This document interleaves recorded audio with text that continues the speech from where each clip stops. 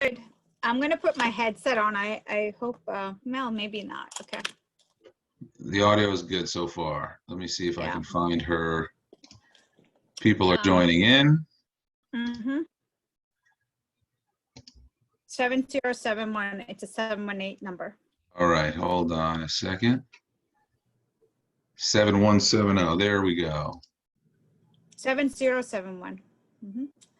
Yeah.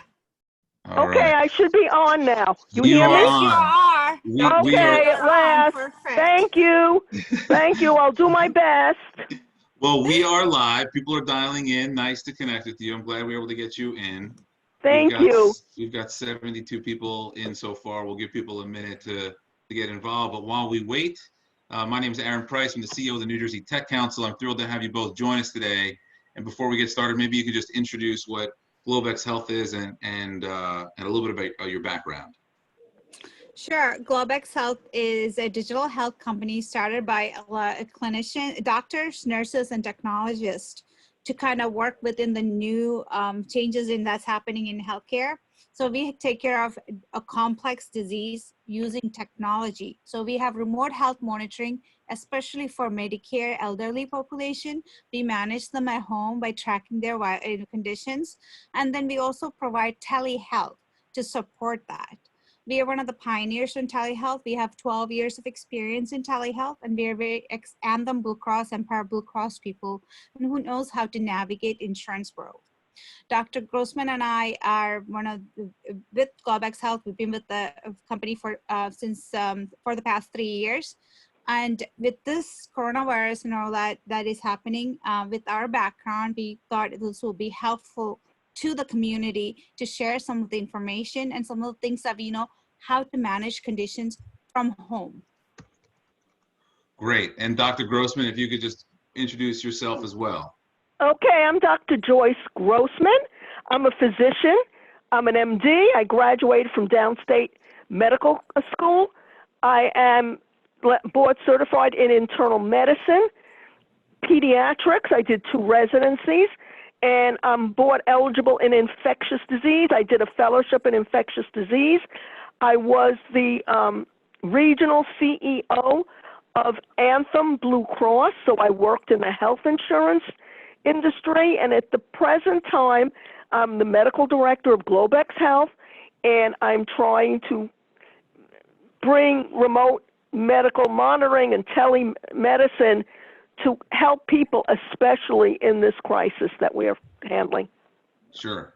And you were involved in the disaster management of 9/11. And can you share a little bit about that experience and also why it's so relevant to what's going on today? Okay. I was at the World Trade Center on 9/11. So I was physically in the building.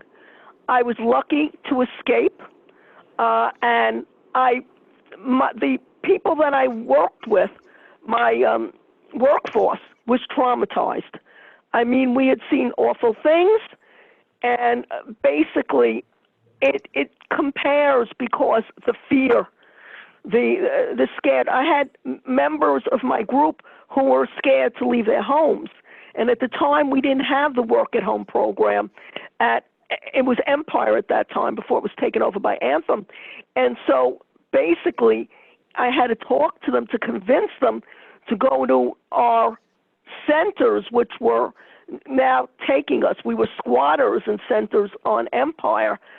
I was the one who actually started the work at home program for Empire because we were scattered everywhere and people were having long commutes, and I felt it would be cost effective for us to be able to work at home, and we did have the capability of doing that. And so I started it. We did it with logins, and basically we had our whole force eventually working from home. Yeah. So that I had experience in that, and I had experience in, even when my staff worked from home, trying to work with them because people were very, very traumatized. They were very depressed, very scared. So Globex empowers physicians and systems to be compliant and have the right tools for telehealth. Why is telehealth such an important tool for us in society today. Okay, especially now with this type of pandemic, telehealth is very important because a patient can be monitored by their physician remotely without putting the physician in risk of getting any infection. And because he could see his patients and talk to them and actually even remotely monitor them, he could ensure they're getting good health while the physician and the patient are being kept safe. Yeah.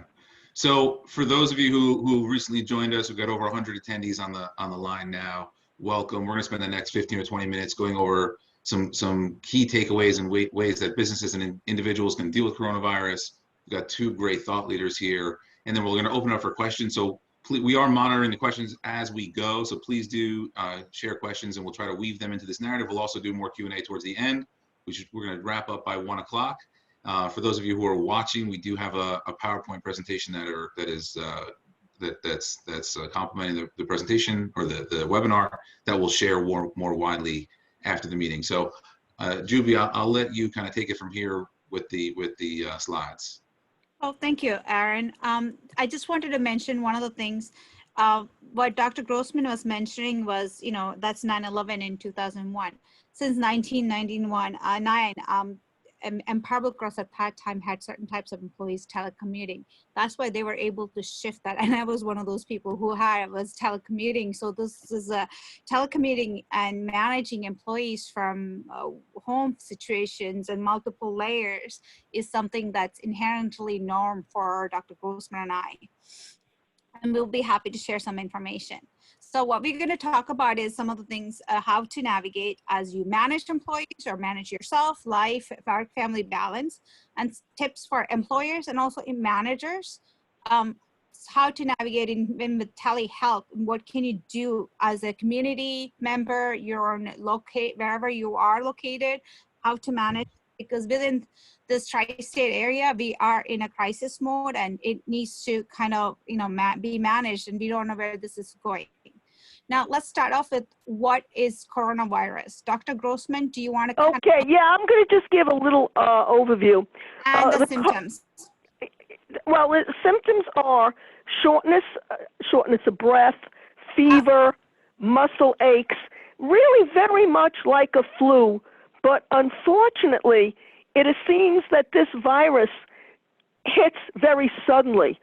So in other words, a patient could have a mild fever, could have a headache, could even have diarrhea, very mild symptoms, and then start to feel short of breath. And within a few hours of that shortness of breath, go into complete respiratory failure. And that's why there's such a need for ventilators, because the people who are getting this virus are really deteriorating very quickly after very mild symptoms. So I have up on the slide deck, we talked about, the symptoms, and then what from our telehealth, remote health management experience and understanding the complexities now and the burden that hospitals and the doc practices are having, we encourage you to kind of convert to telehealth. I know you have multiple options. Usually an employer offers telehealth. Now many hospitals are offering telehealth. CVS, I believe, started, and then we ourselves have a telehealth, but that's for our own internal population that we manage. But the one thing is there should be two tools that you should try to have around your home, so that you don't have to leave your home to get a better diagnosis. And I have up, Dr. Grossman, the thermometer and the pulse ox. You want to? Right. Oh, I could really explain this. Basically, the way I feel is that hopefully every person at risk, which is now all of us, should have a thermometer and a pulse oximeter, which can be used through remote medical monitoring, telehealth, where they, take their temperatures, they take their pulse oximeters, let's say in the morning, and let's say they have a reading of 99%, which is normal. And then they could I'm talking about people feeling really well too. And then in the afternoon, they check it again. Now, if a person is harboring this virus and is beginning to get ill, their pulse oximeter reading will drop. And it may drop, instead of 99%, it'll be 97%. That's the time, even though the patient feels well, that they need to contact their doctor, and the doctor has to, and that's why it should be with a health professional, make a decision whether or not this patient now should present to the emergency room, because in most cases, within a few hours, that patient will go into respiratory failure. So using telemedicine and remote medical monitoring, we could get the patients to the hospital sooner, where interventions can be done to try to prevent them from respiratory failure and needing a respirator. And specifically, Dr. G, can you comment on, if people are feeling well, should they order these devices and start to get a baseline? Yeah, I believe so. I don't think there's any official recommendation, but I believe so, because part of the problem with this epidemic is that people are walking around feeling really well, and meanwhile they have the virus, and some of them may be what's called a super spreader, which means that they're highly efficient at spreading this virus, so they could get many people around them infected, and then it goes so on and so on and so on, and that's how you end up with this huge pandemic. So basically, people, who think they're well may turn out not to be well, and they actually could get sick, within even a few hours. So doing this remote medical monitoring can really prevent the, respiratory collapse. I mean, that is the major catastrophic symptom of this disease is, respiratory failure. And that's where a ventilator helps. Are there any early symptoms that are there any early actions people can take as soon as they start feeling any kind of symptoms that will help, their long-term? Well, again, the first thing they do is get in touch with their physician. Their physician needs to look at them, observe them, get them their baseline, and a physician actually should be the one to say, okay, you have the virus, but you're stable, and you could be monitored at home.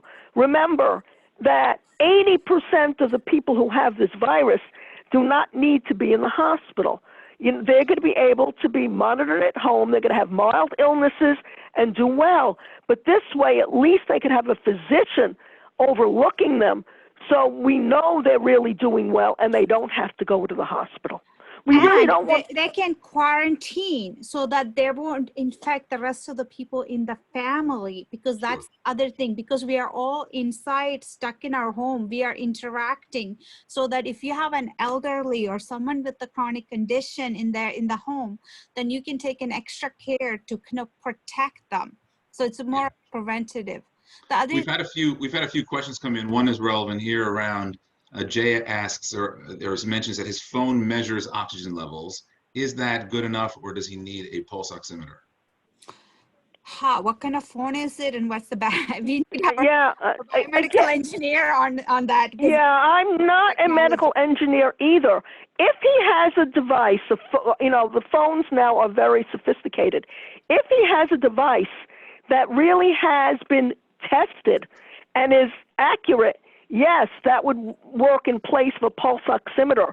But to the best of my knowledge, because I've always used pulse oximeters in the hospitals, it's the pulse oximeter that gives you the most accurate reading. And the reason you want accurate readings are that when your oxygenation is going down, the pulse oximeter is picking it up, so that now we know you need an active intervention. That's the first sign you're going to need an active intervention. Jay shared that he has a Samsung Galaxy Note 8, but what we'll do as a follow-up is I'll ask you, Judy, to look into if there are any devices that are recommended outside of the traditional devices. Right. They have to be devices that have been tested and been certified to be, accurate, because there's so many devices out there, and the problem is, how accurate are they?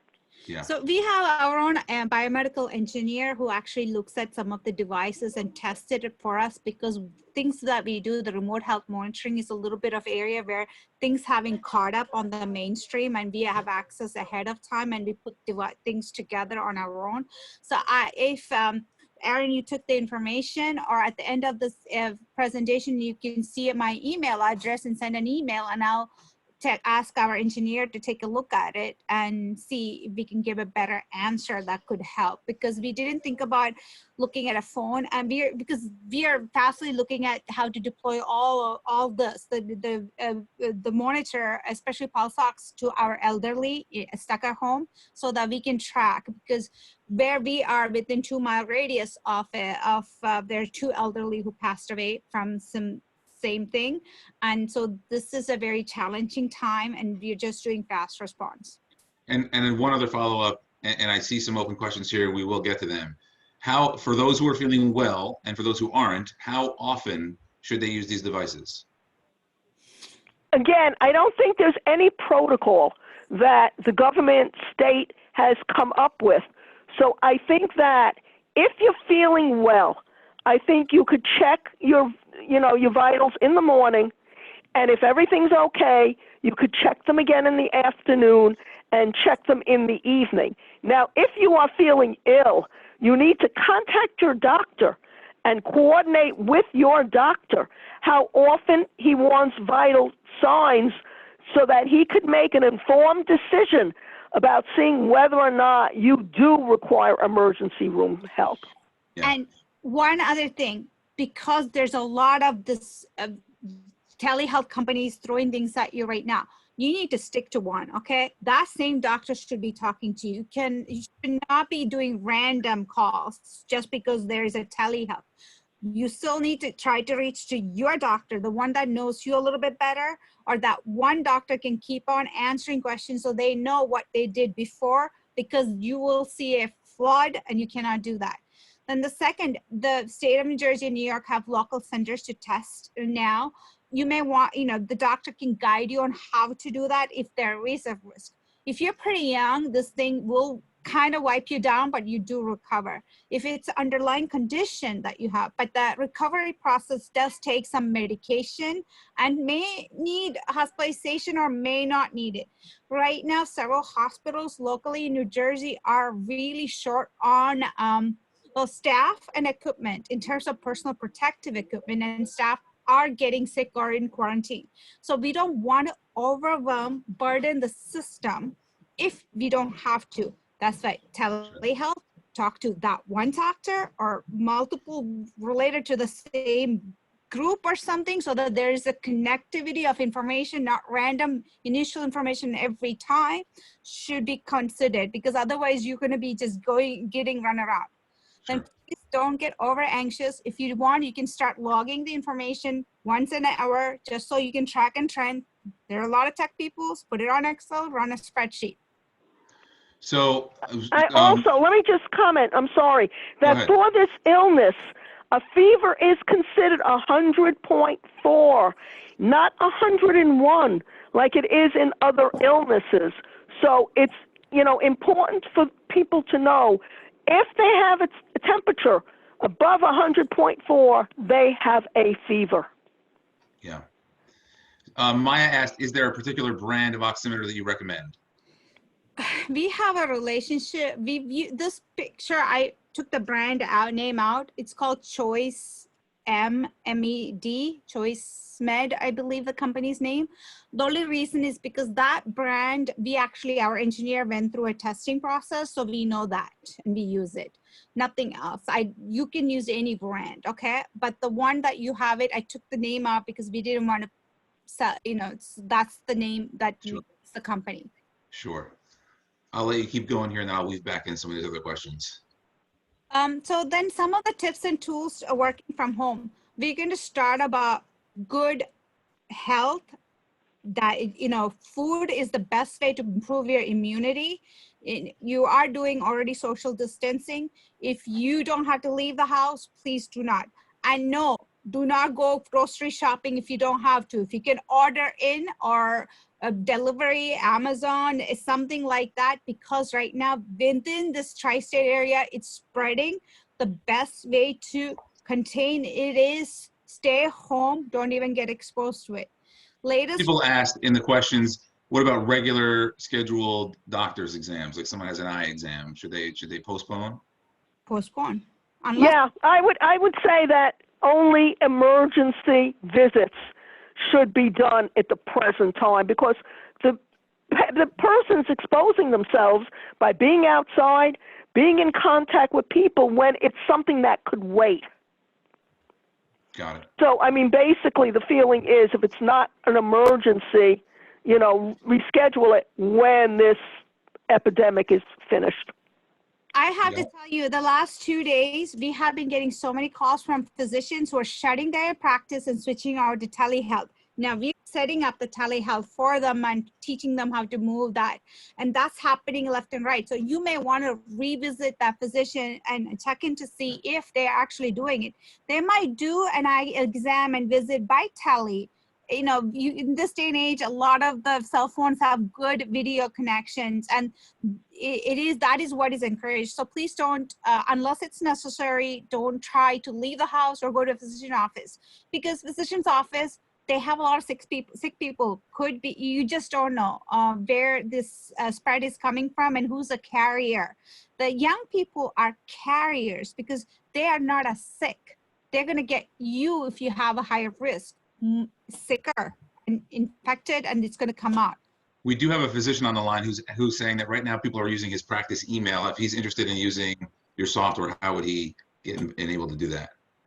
So we have, we just created a website that went live 2 days ago. It's called RAD, R-A-D, care, C-A-R-E, connect, C-O-N-N-E-C-T.com, radcareconnect.com. Go in there and look at what we offer as a telehealth enablement, and put in a note, or you can call us directly from our. Is it safe to say that if he has any trouble beyond that, he can use the email at the end of this presentation to follow up with you? Please do. Actually, he can just directly use the email. So we just did a webinar for a slew of physicians 2 nights ago. This is happening night and evening and over the weekend because physicians are so busy over the daytime. So we are going to be enabling a lot of physicians over the weekend into all these nights. So just email and it will help you move it forward. I've got a couple rapid fire questions for you.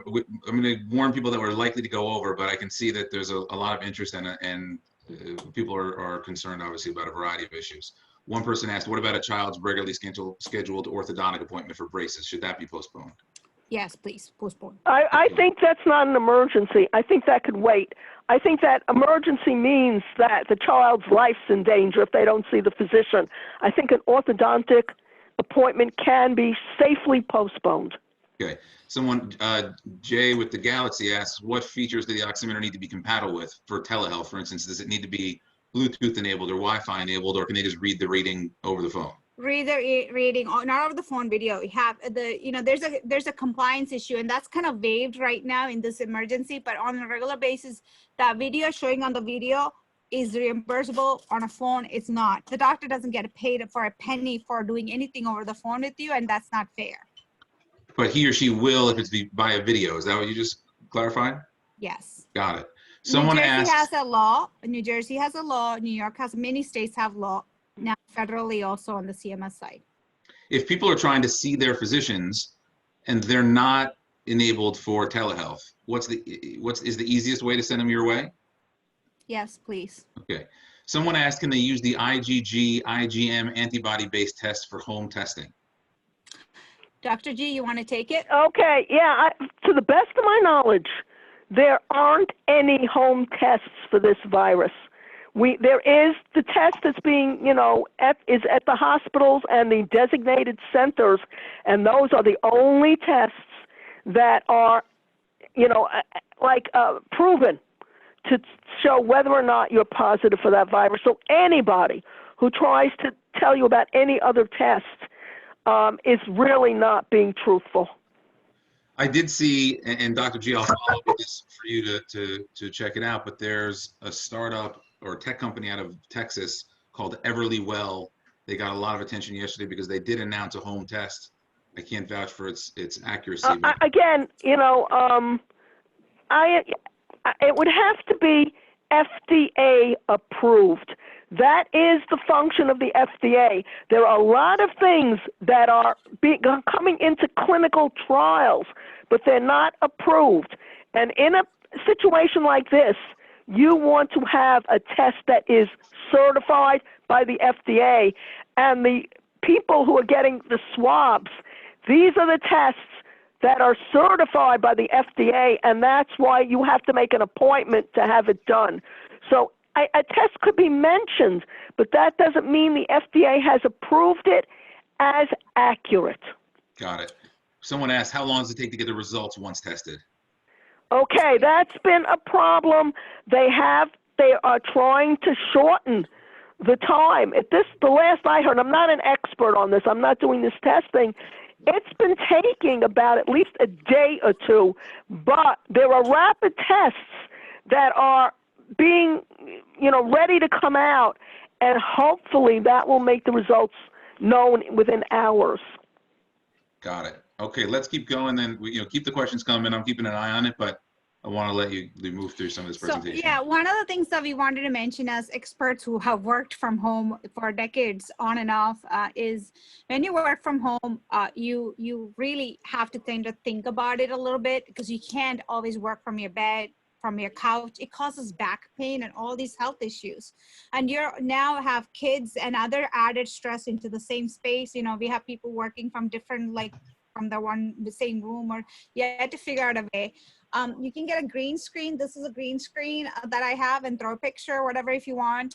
There are the screens that goes in the back of it. You find a good posture. So you need a chair, a table, or something, and then make sure that the keyboard and everything is not causing you wrist problems, and how you use the mouse. Those kind of things need to be kind of really thought about and done. Otherwise, 8 hours or whatever hours of constant strain on that body that is like misalignment will start to give you, you're going to end up depending on a chiropractor or physical therapy, down the line. So please be mindful so that you can prevent that kind of injury. Yeah, remember to get up and at least walk around your house. At least, walk around a couple of times, at least once every 2 hours, because sitting is really difficult on your body. You're going to get stiff. Your joints are going to get stiff. So you really have to make an effort to move and, keep your body limber.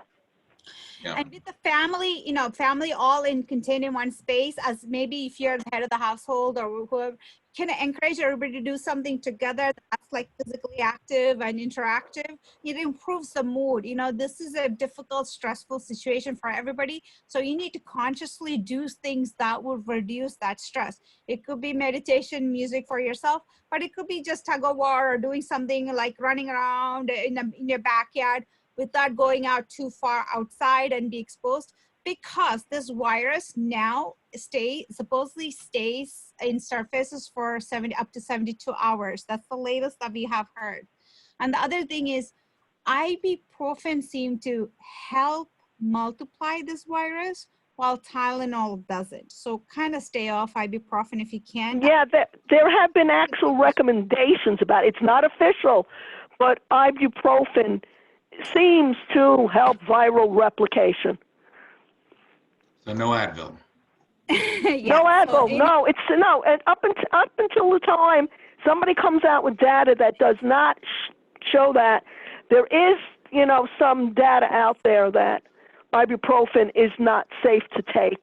There are also some concerns about ACE inhibitors also being able to promote replication of this virus. What is an ACE inhibitor is some people like me who have high blood pressure, I do take an ACE inhibitor. So that's something called Atacand and that type of medication. And that have a tendency to help this virus replicate. So that's why an underlying comorbidities of a diabetes or hypertension seem to also like really push this virus to a happy place where it replicates and it causes a lot more harm and kind of really take the person into an ICU setting. There's one other site that we want to mention. There is this group that we know created this this data visualization tool. It's called coronainusa.com.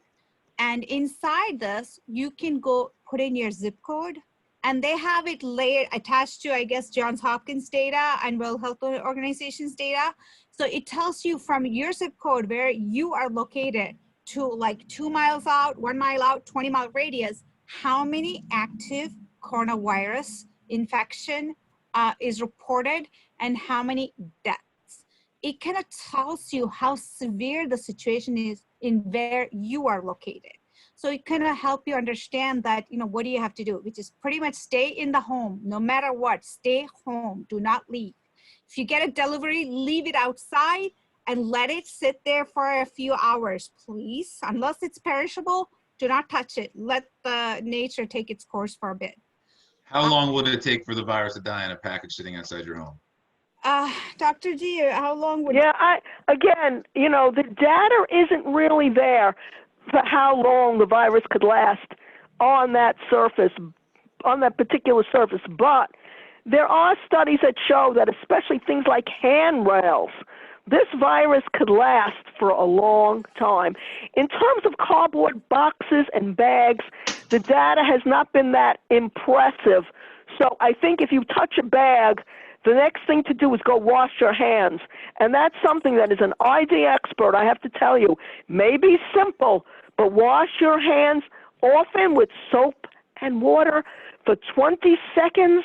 Really scrub your hands, and that really does keep you the safest. It really is the best way to keep yourself safe, especially if you're in the house. The sanitizers are great if you're not near, you know, soap and water, but if you know, most of us are staying in our houses, we should have, you know, the availability of soap and water. So that is the most effective thing. So anytime you touch a surface, wash your hands. So, I mean, with everyone moving towards online ordering for all these goods, are you saying that it's possible that UPS comes, delivers my Amazon box, I bring it to the house, and I potentially, the disease comes inside with it? No, actually, the studies have not shown that. That has been studied, and it has shown that is not the case. But I still think, since, you know, we're trying to be super cautious, it doesn't hurt to wash your hands. I'm not talking about anything extraordinary. When you touch a surface, wash your hands. Better safe than sorry. But no, there is no data out there, and they've looked at that there are any viruses on any, you know, cardboard boxes. So the only thing is, if the person sneezed or coughed it on that box like 5 minutes before giving it to you and you didn't know, that's when, you know, you don't know. Yeah, well, yeah, that could, but that's sort of a rare occurrence. For a little bit of time, take it in. Once you're done, whatever, wash your hands with soap and water. Be careful. Then I have one more advice. There's people who still have to go into work because they are critical workers or they are in a position or a company that cannot shut down or be remote working. Now that person have a higher chance of spreading the virus or bringing it home because they cannot do social isolation and contain their exposure.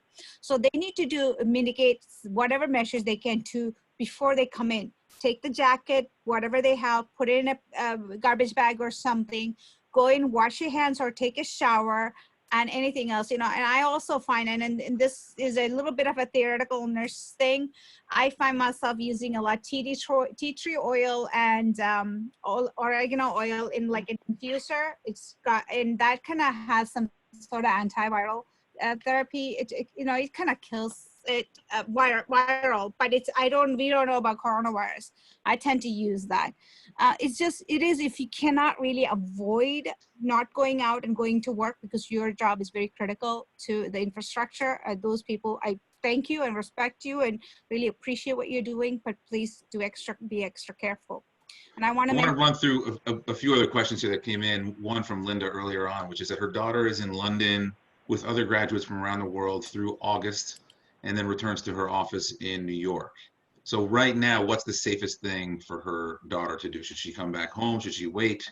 And she's with roommates in London. So if she were to come back home, this woman says she's 62 and in good health, but would love a recommendation. Are London, they allowing people back? I'm not sure if what the airports are doing. Do you know, Juby?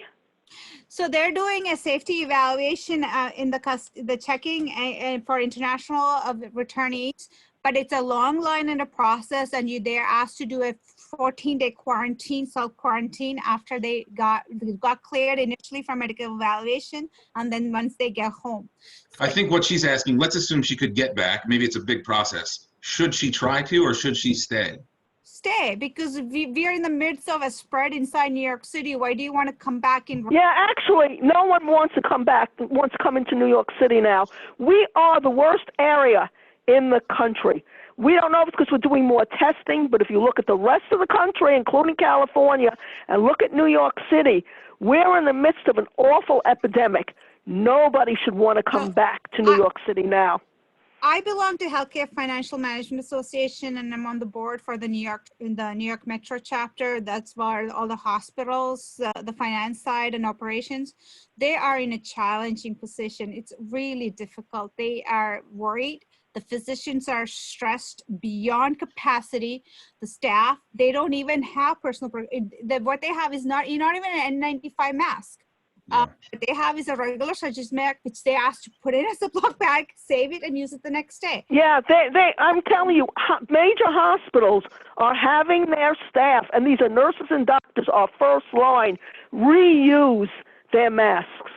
And that's right here in New Jersey and New York, guys. And so yeah, really, it's a very terrible situation that we need everybody to do their part. So if your daughter can stay back in London and not be here in the midst, that's better choice. But you guys had to make that decision based on all the other factors that applies to you. I think someone may have misunderstood something. Dr. G, you mentioned that this is considered a fever at what level? Because someone said 100.4. That's See, what I thought. generally in medicine, 100.4 is a fever in an infant. But in an adult, 101 is really called a fever. This virus seems to show that if you're an adult and you have a fever of 100.4, it is a real fever, and take it seriously. Yeah. That's the difference with this virus. Someone, Kelly asked, what are tips for living in an apartment with roommates? Right now, we have no symptoms, but want to follow safety and procedure. Okay, keep separate, at least 6 feet apart. Don't sit near each other. You know, it's like how you see the TV people sit. They're all sitting far apart. Even if well, correct? Yeah, you can live with another person. Just keep away from them. Are you, like, I'm here with, I'm at home right now in Hoboken. My wife and kids are downstairs. Are you suggesting that we stay 6 feet apart from one another? Yes, I think so. I think as much as possible. It spreads by contact. It may be, you may have a carrier, you just spread it, sneeze, something happens, you spread. So if you kind of limit, I'm not saying forever all the time, it's as much as possible, limit that contact. Exactly, limit it. I'm not saying, well, for a roommate, it's much easier. For a family, it's hard. You have children. Come on, you're not going to go near your child, but you try to limit your, your close contact with them. So, but Just then if you've been together for 14 days together without any outside exposure, then you kind of know you're clear. Yeah, you're okay. I think after 14 days, you're okay. And that's why we tell people stay inside, because at least then you have a better, way to evaluate your risk. So Jack asks, what's the recommendation for protecting yourself when you're outside doing, necessary things like food shopping, especially when social distancing isn't universally practiced? Or any other things he could do to protect himself? Okay, since I'm ID, I will, and Juby will. Juby, do you want to take that? Or you want me to? Yeah, a grocery delivery or pre-order and pick up that may cost $10. I think ShopRite and places like that does it. And I don't know if Amazon has a grocery shopping delivery service still going on, activate that and do that.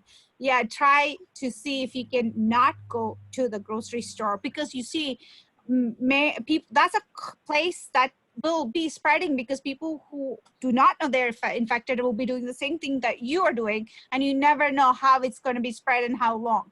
Now, Yeah, I'm not and they're saying that you had to go touching starve. everything. They're touching everything. They're breathing on you. They're getting I don't know, closer than they should. What about, people, I've been at myself, pulled a shirt over my mouth to, pretend that I'm helping myself. Does that do anything? No. Remember, this is a virus. It'll laugh. Doesn't do anything for this virus. I've also been out mask helps, constantly Purelled my hands, every time I've touched something. I'm assuming that makes a difference. Well, yes, Purell works. It does. Hand washing with soap is better. Yeah, no, washing with soap and water is number one. Yes, agreed. Okay. Yes to Aaron. We'll send the slides around from the from this webinar. I've got a bunch of questions here. So someone asked, is it advisable to move? Like if you're in a city environment, urban environment, a Hoboken or Brooklyn or the city, should they move to a suburb, and under what conditions?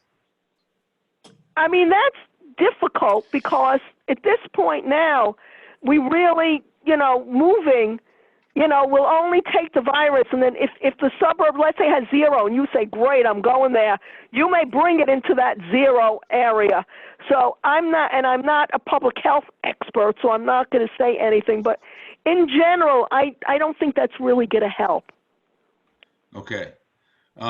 Someone else said that they are part of a physician's family considering going to get tests. They travel a lot and did travel in January and February, not showing any symptoms, but will the test tell me whether I have already had it? And then this is an anonymous question. Will it show that he or she is immune? But isn't it inconclusive about whether or not you are immune once you have it once? Okay. All right. It is inconclusive, because we don't really know how adequate your immune response is to this virus. So in terms of, well, can I get a relapse? I can't answer that. I don't think the data is there. I do think if you're young and you have a robust immune system, probably not. But so many of us have immune systems that are sort of compromised. So it's a possibility. It's a possibility. And in terms of a test to see if you've had it and recovered from it, that is not available yet, but it's being worked on. I mean, that is one of the tests that's actively being pursued, because that would help a lot to get an idea of how many people have had this virus and have recovered from it successfully. But a few people have asked, though, would a test show whether this person has had it, even if it was mild symptoms? No, we don't have any tests for that as of yet. Not yet. Okay.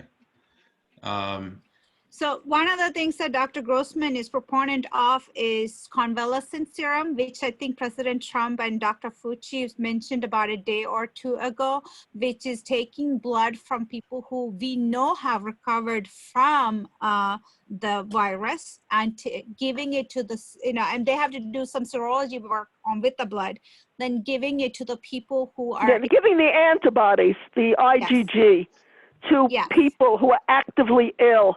And there was studies done in China, in Wuhan province, which were very promising. And actually they sent me the data, so I'm very excited, that of 10 patients, they took their sickest patients and they gave them infusions of gamma globulin from patients who recovered, and all those 10 recovered fully.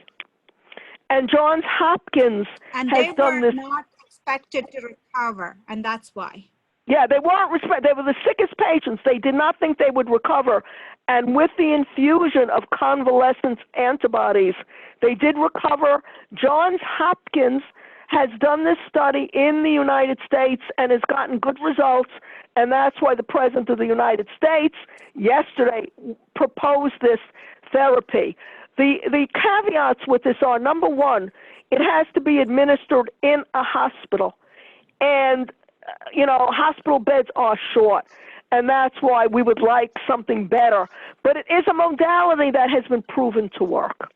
So if that becomes the cure, how long would something like that take to get rolled out? And what gets shortcutted right now in the process of what might normally happen?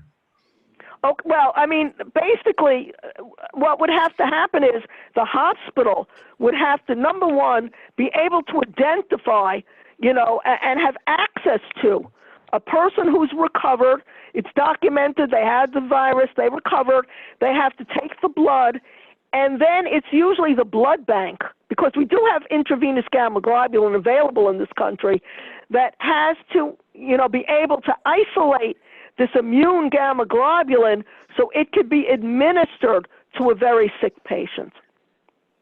So, I mean, the president, said it. So now it's the FDA has fast-tracked it. In other words, this is becoming standard of care in terms of this. And that's from the work in this country done by Johns Hopkins, who is working in collaboration with Wuhan province in China. So I think that we're making progress. Got it. I just want to point out that some of the commentary here, there's a link to, I think it was a New York Times article about how long the virus can live. I haven't had a chance to click on it, but someone's referencing that. It says the virus lives longest on plastic and steel, surviving up to 72 hours, cardboard up to 24 hours. So I can't again, I know that what I have been told is that I have not heard of anybody who's gotten this virus from a cardboard box. I will not swear to it. Nothing in medicine is 100%, but generally cardboard doesn't seem to be a good service. Handrails, unfortunately, I've been told are very good surfaces. So, they're nice and solid and hard and smooth, and the virus loves it and lives on it for quite a while. But again, look at the studies. I mean, these are the people are studying it. Someone else shared another practical question that he has an octogenarian parent with existing medical conditions. He's in his early 60s. He's been dropping off food every couple of days because his mother rarely cooks. How can he minimize his risk and hers when he goes shopping? It's a challenge. You need to kind of figure out if you can give her frozen vegetables or some things that she can warm up, pre-cooked, or a delivery service that's locally based, or like there are churches and other programs that do drop off food in the near. He has to figure out a way where he physically does not have to leave the house and go there to take care of this action that will support his parents. And he needs to find a local, closer to their location, or a service that delivers. I mean, they have these meals, online meals or programs that maybe, but you have to do what's affordable and feasible. So whatever you were doing prior to COVID-19 crisis, you need to take a look at that process and try to figure out what you can do to mitigate what you being physically out there and being exposed to yourself. Yeah. Mahmoud asked, Aaron, before you go to the, go ahead. I wanted to mention one thing. One of the things that we didn't cover as much is what an employer, if you are an employer and you have employees now all of a sudden shifted to work from home, it's a hard adaptation. It's a lot of stress. And also there's a lot of mental health aspects that come into play here. It impacts everybody. So I would really recommend some of the tools that Dr. Grossman and I applied when we had a lot of staff that we had to manage all over the country working from home. One of them is do things virtually together, almost like virtual coffee hours or virtual, after work, some sort of thing where you kind of log into, and we use Zoom a lot, or any one of those tools. Google Hangout is something, and you do I used to do coffee with Juby, okay, tea with Juby. And something that you get that after work, a little bit of a hangout feel to it, that you can share what's going on. You watch this movie or this, did you hear about that? What President Trump's announcement, whatever, just have a little, because you really need to have that debrief, and they still feel that sense of community. Otherwise, you're just like a machine just doing work, and then home, you need to give them a little break. Then if and the manager has to be very upbeat. Everything's going to be okay. We're working together. We're getting work done. And also as a manager, you do have to find a standard of what's the minimal amount of work that's acceptable. There are people who go home and tend to do nothing. And as the manager, it's your responsibility to make sure they're at least working up to an acceptable level. Yeah. Someone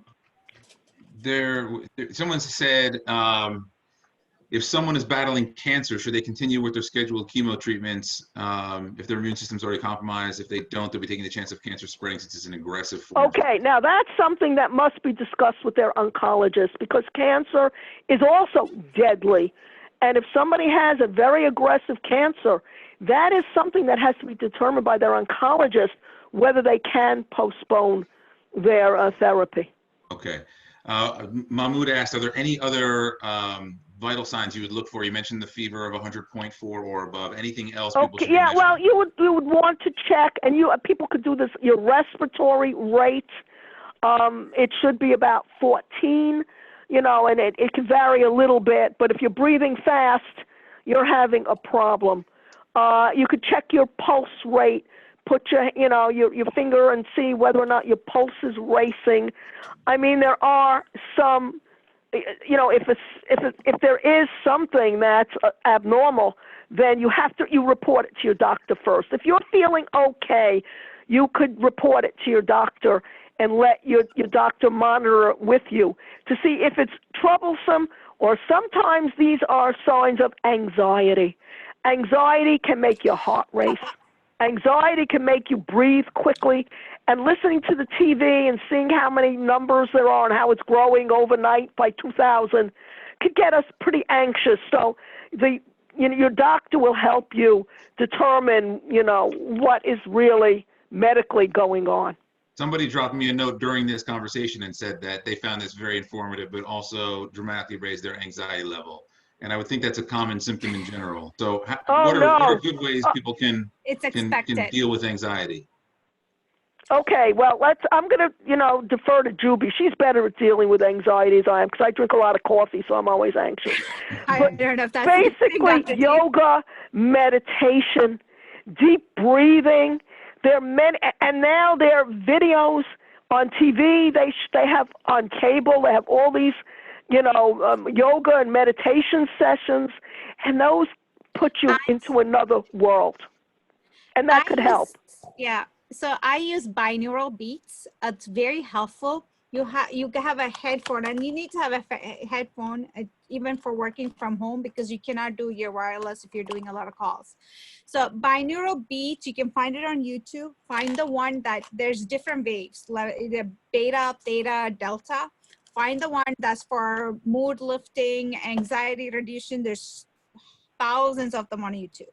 Put a 4-hour on it while you're working, or also while you go to sleep. And it makes a big difference because it works on an internal level with your brain frequency. That's like a biohack tool that I do. So that's one of the best way to help. But then talking, and there's online therapy if you do need it. And, no, there is. Mental health issues are very, very important. If you feel that you're getting depressed, there are call-in numbers now, and they will connect you with a therapist who'll try to, help you. Got it. And usually it's through your insurance company, health insurance or whatever. That's where you find the best way to reach out to that way. Unless, that's the best way, because that will give you multiple visits and all that. We're going to take a couple more questions. We will wrap by 1:30 for those of you curious of how long we'll go. I also, by the way, I have a Peloton. I found that to be, exercise to be a very helpful way to deal with anxiety. Peloton has opened up a free 90-day trial for its digital service, which does include meditation and yoga and a variety of other things that I'd highly recommend, even if you don't have the Peloton bike or any other hardware. I think that's a good resource.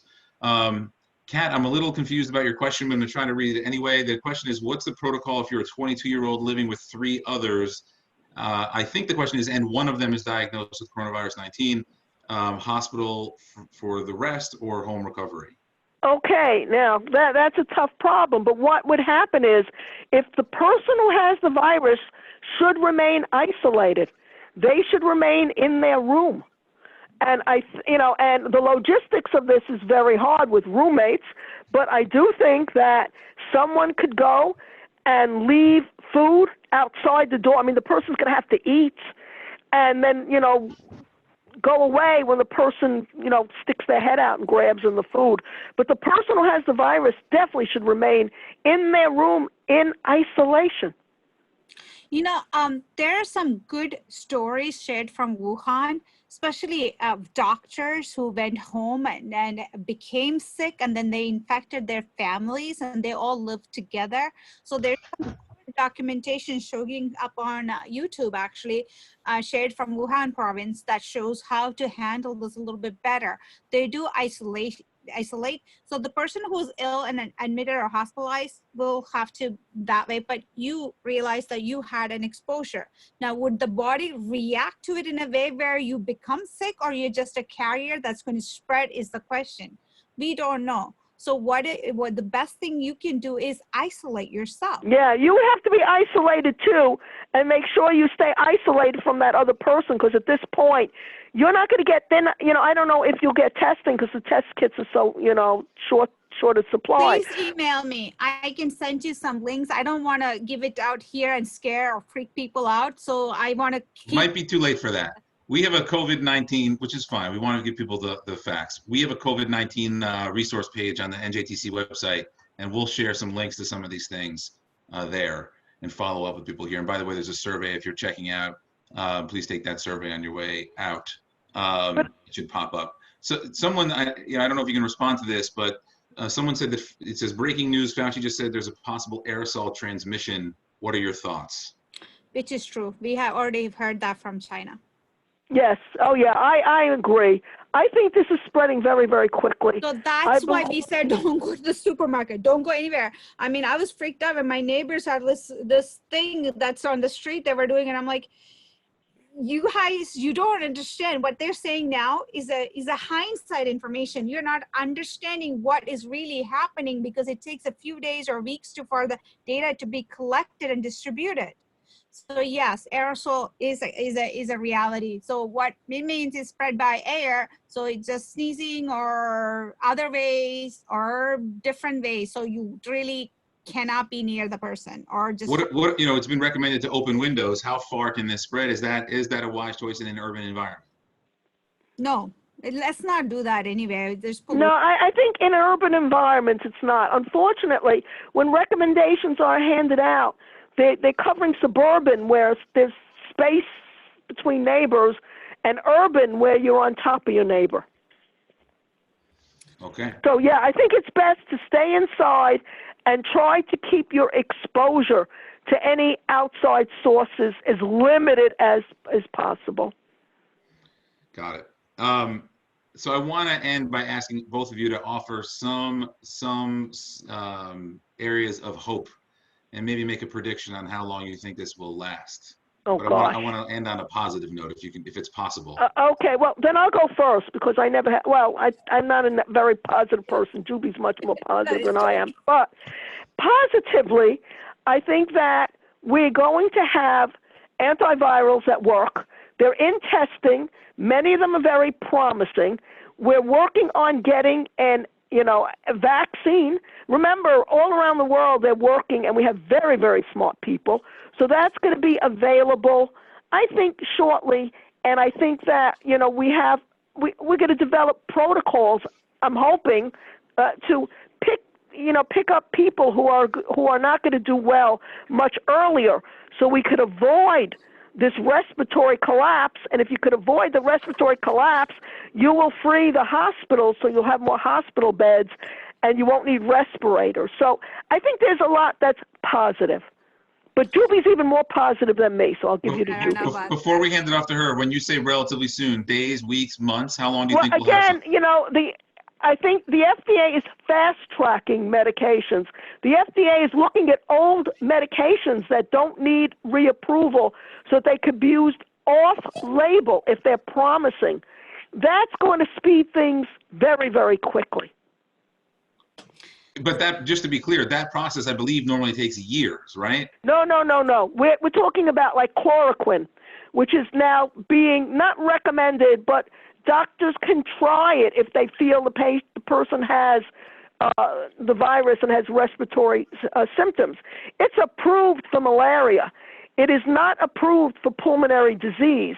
but it appears to decrease inflammation and be antiviral. Two, side effects of it that were never looked at before because they never needed to be looked at before. Who needed chloroquine when you had really good antivirals? Now it's been looked at, and it says, wow, in terms of the coronavirus, it does seem to be somewhat antiviral, and it appears to be anti-inflammatory, and it may help. So doctors now have the right to give it to a patient. It's called off-label.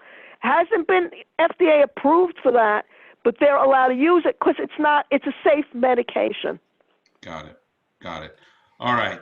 Juby, we'll let you have the last word as long as it's uplifting. Yeah, she has to be uplifting I here. think having survived and was in the trenches of 9/11, and then having both me and Dr. Grossman actually have post 9/11 issues that we had to live through as health issues, and having survived Superstorm Sandy, and then having seen how we all come together as a community, as a state and country, I think this is one of those situations where we will come together, and we're already together. We're committed to helping each other.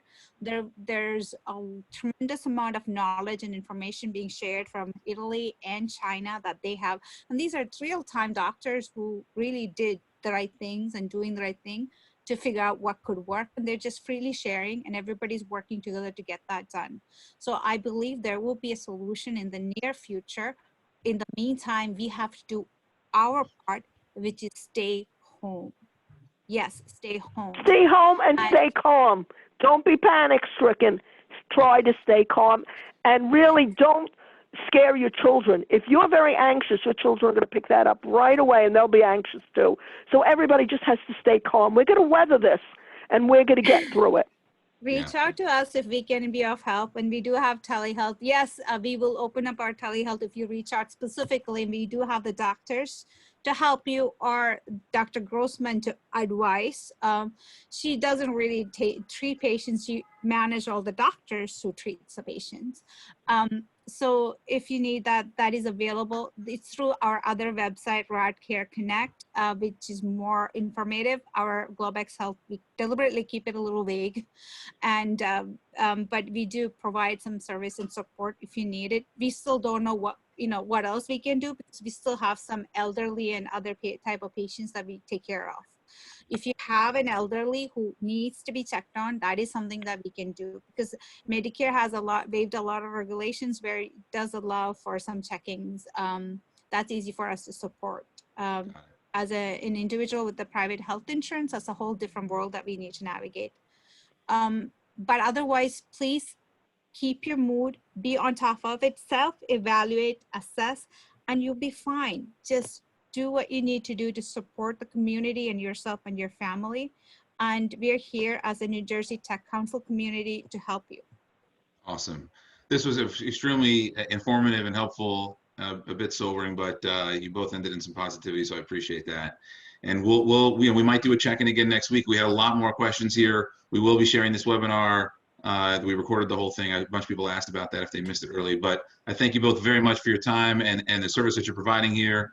And we appreciate you checking in with the community today. Thanks so much. Aaron, I have a last plug-in. I think next Tuesday, on behalf of Financial Management Association and probably HIMSS or a few other healthcare organizations in the local tri-state area, I'll be doing a webinar on a status update on the hospital systems and some of the challenges they're facing, what you can do to help as an employer, what you can do to support your employees since they're home, that kind of information. If you go to our website, I think we will be posting under events. If you share that with us, we'll make sure that we spread the word on that. And also, if you can share with us the things that you're seeing that are needed by physicians or anywhere in the community where the Tech Council community might be able to rally, we very much would like to know what we can provide. Yes, if you have construction business and if you're sitting on N95 max, we need to know, because one of our doctors who still goes and sees patients in one of the big hospitals, they have nothing, and it's very risky. It is problematic. And let me hone in on that though. You're saying construction companies tend to have supplies. Yes, they do. Who else has supplies like that? Who else is non-obvious? Any labs and places that need to have a protective equipment, they are sitting on protective equipment in their supply chain. You know, they may not realize they have it. It's in their stock somewhere. It's just somebody orders it. It's a regular order thing. So take a look at it, see if you have anything like mask, gloves, and these gowns that protect, people can wear to protect the whole body is what they need. Right now, all the doctors get is a small little surgical mask. They don't even have an N95 mask, and they don't have a body protect. Do you know in Italy and in China, they have this whole body coverage with a shield and ear cover, everything is covered. And that's about how they go and treat these patients. All these doctors right now are asked to put their life in jeopardy and go treat right now, right here in New Jersey and New York. That's what they're doing. Yeah, it's amazing. Because I was asked about that. Call me, email me, call Aaron, whatever. We will make it work because I am heavily plugged into that space and I can just make this work with the CEO or the CFOs or the heads of whatever nurse hospitals that needs this. Because right now, this is a very, very World War II situation for the hospitals. We were doing such a good job of ending on a high note. I'm so sorry. No, but I mean, anybody, it is a high note because if they give equipment to our hospitals, will improve the situation. Absolutely. And we will put we plan on following up with an email to our entire membership about those needs specifically. Already, the states reached out to us to see what we could do there too, but I appreciate you mentioning a few of the other things here. So again, I really appreciate all of your time. We will check in. We'll follow up with your, if you're doing other webinars, check-ins later next week. It might be good for people to get a status update, but thanks again for spending so much time with us today. Happy really to appreciate it. Thank you, guys. Glad to do it, really. I'm anytime. Thank you very much. Take care. Okay, thank you. Social distance. Right. That's important to remember. All right. Bye-bye. Bye.